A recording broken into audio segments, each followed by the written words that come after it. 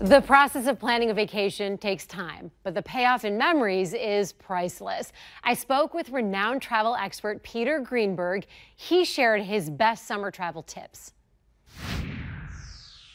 Peter, what is your best tip for traveling smarter?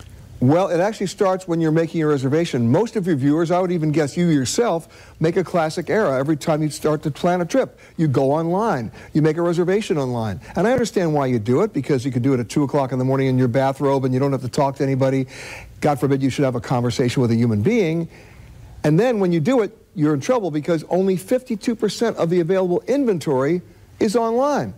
It's only the inventory that the travel providers want to make available online. So while you're very happy and satisfied at 2 in the morning, you disenfranchised yourself from 48% of what's out there. So do yourself a favor, go back to the future. I'm not telling you not to research online. Go ahead and do that. But then make a phone call to the airline, hotel, cruise line, or a travel agent, another human being, because what they're looking at on their screens is definitely not what you're seeing on yours. So what you're going to get is options that go beyond just the rate, but also the value of what you're trying to achieve on your trip. What do you make of all the different State Department travel alerts?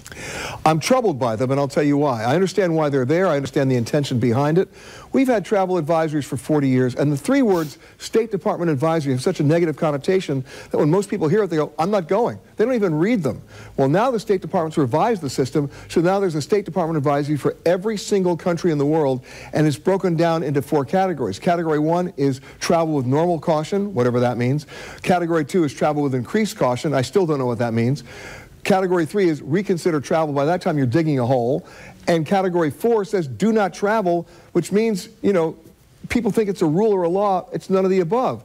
Here's the problem. We're painting with too broad a brush, and we're misleading people in the process. Take a look at Mexico. There are now a number of states in Mexico that come under Category 4 that say do not travel. Take a look at the state of Sinaloa. What's in Sinaloa? Mazatlan. I was just there 3 weeks ago. I'm going again in a week. I had no problem. I wasn't threatened. I wasn't in danger. I didn't feel unsafe. And yet you're putting Mazatlan in the same category as Syria, Yemen, and Afghanistan. That's not fair. So read the advisories. Most people don't. And then put them in perspective, because that way you're going to get yourself a reasonably decent chance of having a great experience just about anywhere in the world. When you travel, what is the one thing you never leave without? All right, I'm going to surprise you. Are you ready? It's duct tape, because it fixes everything on the road. I always bring it with me. I become the most popular person on the plane, the cruise ship, or the hotel, because I've got something in my bag that can fix your problem. Of course, that comes after I fix my own. Is there a particular region or area that you personally recommend and put your stamp on for vacation value?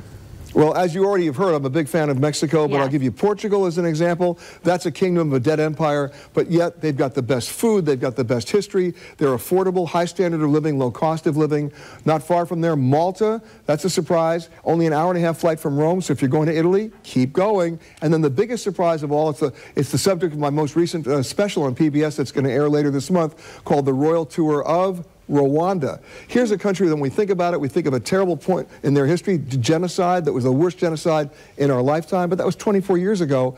Today, a remarkable transformation, the cleanest and safest country in Africa, the most environmentally responsible country in Africa, and of course the home of the famed mountain gorillas. So I've just given you 4, Mexico, Portugal, Malta, and Rwanda. And by the way, they all have State Department advisories, and it doesn't stop me from going to any of them.